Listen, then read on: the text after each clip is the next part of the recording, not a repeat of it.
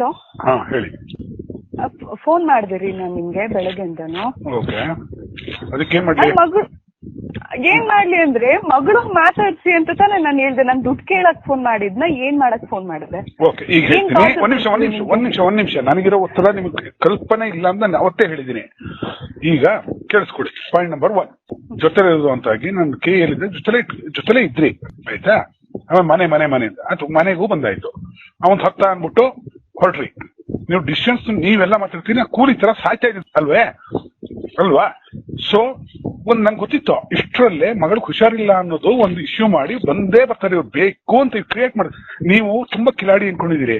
ನೋಡಿ ನೀವು ನೋಡಿ ದರ್ಶನ್ದು ಎಪಿಸೋಡ್ಸ್ ಅದು ಇದು ಎಲ್ಲ ನೋಡಿ, ಆ ತರ ಇರ್ಬೇಕಿತ್ತು. ನಾನು ಹಂಗಿಲ್ವೇ? ನನ್ನ ದುಡ್ಡಿದ್ರು ಹಂಗೆಲ್ಲ ಮಾಡಲ್ಲ.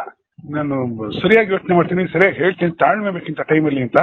ನಿಮ್ಗೆ ಫೋನ್ ಮಾಡಿದ್ ನನಗೆ ಗೊತ್ತಿಲ್ಲ ಒತ್ತಡಗಳು ಏನೇನಿದೆ ಅಂತ. ಎಲ್ಲ ರೆಕಾರ್ಡ್ ಆಗ್ತದೆ, ಇಟ್ಕೊಳ್ಳಿ. ನೀವು ಇದುವರೆಗೂ ಮಾಡಿರೋದು ನನಗೆ ಎಷ್ಟು ಲಾಸ್ ಅಂತ ನಿಮ್ಗೆ ಕಲ್ಪನೆಯೂ ಇಲ್ಲ. ಅಭಿಪ್ರಾಯಗಳು ಬದಲಾಗೋದು, ಇದು ಅದನ್ನ ಊಟಕ್ಕೂ ಗತಿ ಇಲ್ಲ, ಏನೇನೋ ಮಾಡ್ಕೊಂಡು ಕೂತಿದೀನಿ. ನಾನು ಕೆಲಸ ಮುಗಿಸಿ ಕೊಡೋರು ಕೊಟ್ಬಿಟ್ಟು ನಿಮ್ಗೊಂದಷ್ಟು ಉಳಿಸ್ಬಿಟ್ಟು ನಿಮಗೆ ಮಗಳು ದುಡ್ಡು ಕೊಟ್ಬಿಟ್ಟು ಅವತ್ ನೈಟೇ ಸಾಯ್ಬೇಕು ಅಂತ ನನ್ನ ಆಸೆ. ಹಲೋ, ಇದ್ದೀರಾ?